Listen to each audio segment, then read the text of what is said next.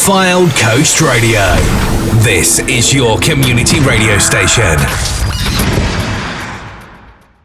Morning to you, Mark. Thanks for joining us this morning, here to talk about the big red night bus, which I've seen all over Facebook, so I have a little idea what's going on. So, Mark, welcome to the show. Thanks for coming on today. Are you okay? Oh, good morning, Lindsey. Yeah, good morning. Yes, good. I'm very well, thank you. Good, right. First of all, the big red night bus. I know what it's all about and why you're doing it, but tell the listeners what the problem actually is. Okay, so we realised before the pandemic, because we was going out helping out on the streets with our outreach team from Amazing Grace, and we was meeting people out on the streets, helping them out, giving them hot brews and something to eat and some supplies. Yeah. And we was going through hundreds of sleeping bags. Wow. So we was really asking the question, why we're going through so many sleeping bags. Yeah, and so the outreach team was sort of demanding more sleeping bags on a weekly basis. Right. And back in November 2018, we decided to sort of check out how many people was actually out there. Yeah. And it differed to the numbers that the council had raised. So we was calling a bit of a steward's inquiry with regards to the numbers. Right. But we was seeing a lot more people that was actually out on the streets. Yeah, sleeping than what out. the council seemed to sort of, whether they was admitting it or whether they just didn't know, we wasn't sure at the time, because the council did some of their own head counts. Yeah. We did an independent one that showed dramatically the figures was completely different, and that's what started off this whole idea of how can we actually assist the people that don't seem to have been counted. Right.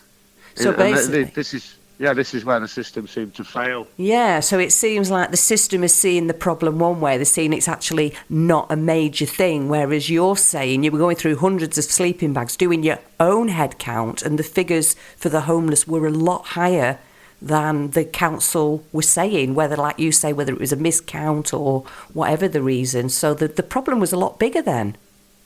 It was a lot bigger, and when we was counting 40 and 50 people at that time. And what we did is we searched the whole town. We went right across the Fylde coast and we searched everywhere, and we found people in places that the council didn't even know was there. So that was where we saw our alarm bells started to ring. At first we thought it was just a misunderstanding, but then as we went on with it, we realised very, very quickly there's a lot of people that was coming to Blackpool that the council couldn't help. Yeah. For example, if they didn't have a local connection. Right. So if a person came to Blackpool and declared themselves homeless and they didn't have a local connection, they wouldn't be assisted. So what we was finding is there was a lot of people outside of the system that almost seemed to have been forgotten. And that was where we, obviously, I mean, I'm an empathetic person. I've been going out helping homeless people. I understand the problem for years. Yeah. So for me, it was just how do we actually make a direct difference to this? Because we couldn't actually help some people. No. We had to leave some people in the doorways. Wow. We just had to wrap them up, give them food, and it's heartbreaking. Yeah, so it's when not it's just raining and cold. It's not just Blackpool then. It's right across the Fylde coast that you've been looking, not just in the town centre of Blackpool, which is what people would think of, but you've been going around other areas of the Fylde coast as well. Well, there is an overflow from Blackpool where the council get fed up of them, and then they put enforcement notices in to homeless people because they're begging on the streets, or perhaps there might be some issues that surround that community that the police that look at, and then there's sort of concerns about their behaviour, so they put in enforcement notices and moved them out of town centres and things like that. So then they moved to Cleveland, St Anne's, and right. So we see the problem spilling out into Bolton and all of the other towns, and so we have to include all of the Fylde coast within the remit of help. So we try to help people that are primarily homeless and rough sleeping, and not only to just assist them in to sort of getting out of rough sleeping, to assist them in their whatever else they might need, because we find there's a lot of multi-complex needs. So there might be alcoholism, you might have issues from the past of crime, involved in drug abuse. So there's all sorts of different complex issues that we're finding, as well as homelessness. It's not just the homelessness that's the problem. So as well as going out and feeding these people and giving them warmth and blankets and sleeping bags, you've also come up with this idea of the Big Red Night Bus. So tell us about the Big Red Night Bus. What is it and how will it work? Well, that's the big solution to the problem. Okay. I've always tried to look at not just the problem, the solution. Yeah. And the big solution to the problem would be to have a mobile emergency unit that we can assist people directly on the streets at that time. So there is, in fact, the emergency element to it. So what the Big Red Night Bus was introduced to the whole project by a wonderful gentleman from a coach company who offered to assist us in purchasing the bus. And so I spent a lot of time negotiating how that might happen, and we eventually got round to getting the bus brought to Blackpool 6 months ago. Right. At the sort of middle of the whole pandemic. Yeah. So it was a bit of a non-starter because of that. Right. And the bus arrived, but the plans are to renovate the bus and put in there 12 night pods. So there'll be 6 female night pods and 6 male night pods. Right. And the plan would be to renovate it and turn it into night pods with lockable units, so they can put all of their belongings into a lockable unit before they get into the sleeping pod.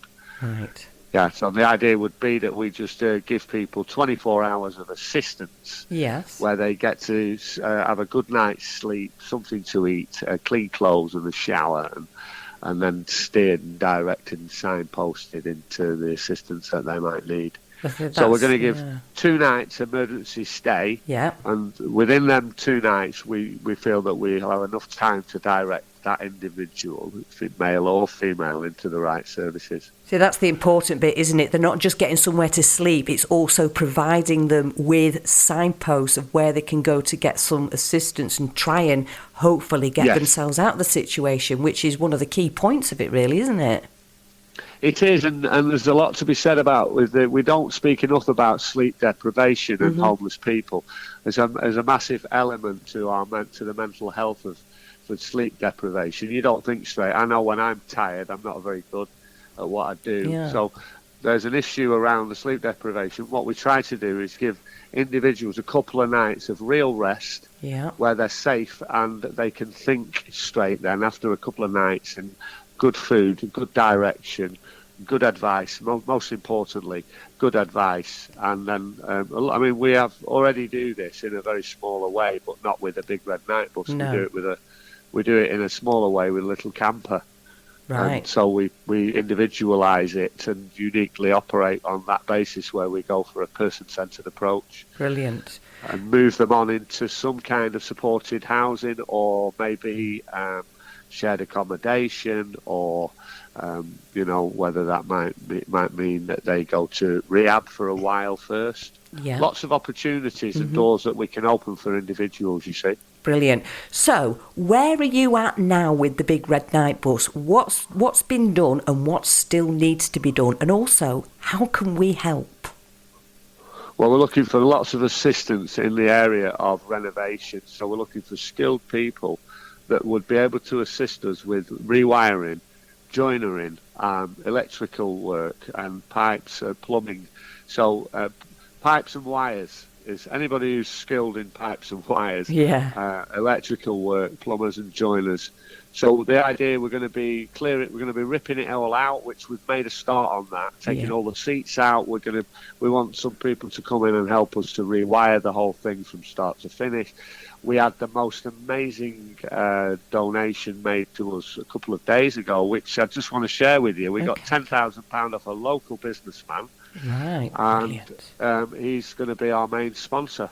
Brilliant. And this is It's Rowley Homes, Paul Rowley from Rowley's Homes. Right. And he's going to be he's offered £10,000 to be our main sponsor.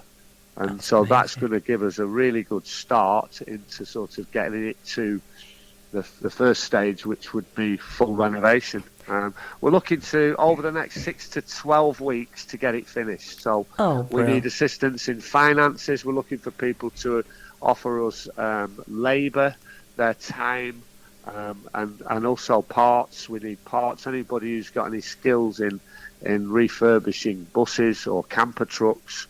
Yeah. We need metal workers, people who can, people who are skilled in design. So the whole project is going to be about people's time and effort. We've got our own a committee in place now of local people, so they're going to be orchestrating how that build will work. We have had a few little failures along the way. We applied for a lottery grant and we got refused. Which was a little bit disappointing, but that's not going to stop us, Lindsey. And I think the thing is as well, what I've heard from you there is you're looking for people with skills. That's really crucial. But if people don't have those skills, they can still donate. So how do we donate? Is there a page we can go to where we can go on and have a look and donate? Yes? We have a PayPal account, which is Amazing Grace Soup Kitchen is taken care of. So if you donate directly to the PayPal at Amazing Grace Soup Kitchen on their website, but if your listeners would be kind and make a note of it, the Big Red Night Bus, if they just reference their donation for the Big Red Night Bus, and we've got a pot that's set aside where all those donations are going directly into it. Brilliant. We've actually got now in the region over £11,000 in that pot as we stand. Excellent. So we're looking to get that up to 20,000 over the next 6 to 8 weeks. We're also going to be doing a big reveal on the next bank holiday weekend. We're going to be going out for a full night, 24-hour sleep out on the bus. Oh. It's not going to be renovated, but we're just going to do a big reveal with the signs on the side. And we're going to park that up down on the promenade, and we're going to do a whole 24 hours of collecting money out on the streets, actually sleeping on the bus as well. Brilliant. Well, I think I'll have there'll be more information about that coming out on the website. I'll have to come down and have a look at that. Yeah, so it's going to be quite exciting, actually. Yeah. Because all the guys who are involved in that build, and at the moment, the committee that we've got together are all going to be involved in sleeping in it for the first 24 hours. Brilliant. You know, we'll have to get our sleeping bags out and rough it a little bit. Well, it certainly won't be the finished product, but it'll be the bus itself. Excellent. And we also, want to get people to see it, really, Lindsey. You do. Then people know exactly what it is and what it is that they're helping towards. And there's a Facebook page, isn't there? The Big Red Night Bus has its own Facebook page, and there are links on there as well to PayPal. So if people go onto that, they can also have a look. There's some pictures of the bus there. Lovely picture of you stood by the bus, posing. Yes. We don't know about lovely, but there we are. I look a bit tired on that picture. Yeah, well, it looks like the bus is holding you up, actually. It's like brilliant. And also, there is the Amazing Grace Soup Kitchen, and that is open to help people who are struggling as well. Just tell us about the opening hours and the location of the Amazing Grace Soup Kitchen, Mark. Yes, the Soup Kitchen now has been going for 10 years, continuous service, Amazing Grace Soup Kitchen. That's open on a Tuesday and a Friday from 5 o'clock till 7. Yeah. It's a free food service with hot food supplied. Also, on the Tuesdays, we do a big bag of nice groceries. Anything that we get that gets brought into the food hub gets put directly into the bags and donated out on that night. Now, on a Friday, Pizza Grazie, which is our wonderful pizza outlet, offers those chefs offer to cook pizza and pasta for our service users. So we offer free pizza and pasta on a Friday night as well. And also there's a pay it forward scheme at Pizza, which is free pizzas for the homeless any night that we're open. So if you see a homeless person anywhere on the streets and you want to just let them know any night, Thursday, Friday, Saturday or Sunday, Yeah. they can pop down to Pizza Grazie and claim their free pizza. And just to let the person know, that pizza that they're claiming has been paid for by a stranger. Yeah. So it's not a free pizza. They can enjoy that pizza in the knowledge that it's not charity, actually, that it's been paid for, bought and paid for by somebody else. Brilliant. And that's down It's a on wonderful Bolton thing. Street, isn't it? You're on Bolton Street. Yes, it's Yeah. 44 Bolton Yeah. Street as well. That's the Pizza Grazie Yeah. and the soup kitchen. So Tuesdays and Fridays is the free food service. Yeah. But those people who are, listen, we're not just here to help homeless people. If you feel any of your listeners are just listening and they've no money and they're having a tough day, they can always pop down, and we'd never refuse anybody with Yeah. pizza or pasta. And there's not Doesn't all matter the... whether you're homeless or a millionaire. If you need a free pizza, we'd never ever refuse anybody. Yeah, So, and there's not yeah. all the... I mean, some places there's all sorts of embarrassing paperwork to go through, isn't there? And people don't go because they don't want the embarrassment. But Yeah. there's none of that down at Amazing Grace, is there? There isn't. No. We have this policy. It's called keep your dignity intact. Yeah, perfect. Yeah, we really want to keep people's dignity intact. Yeah. When we give to people down at Amazing, we do it with love and respect. There is no element of, anything else other than we're here to serve people. Our primary purpose there is to serve people. We'll never forget where we came from. Mm-hmm. Those chefs that we found were, those guys are never going to forget where they've came from. No. They love the place because it saved them. Yeah. Basically, Yeah. and a lot of those chefs, I don't know what they would have been doing if they hadn't have found Amazing Grace. Exactly. It's a wonderful thing that Yeah. it's given those guys a purpose as well. Exactly. Mark, it's been absolutely lovely chatting to you this morning. Any more information, then people head on over and have a look. It's the Big Red Night Bus. We've been talking to Mark Butcher. Thank you for your time, Mark, and also thank you for everything that you do for people across the Fylde Coast. It's absolutely amazing. It's my pleasure. It's my absolute pleasure. Thank you, Lindsay. Thank you very much. God bless Speak to you everybody. soon. Speak God to you bless. soon, Mark. Ta-ra for care. now. Bye. Bye-bye. You're in control. Music your way with Blackpool's #1 DJ, Lindsey Knott, on Fylde Coast Radio. The only station your ears really need.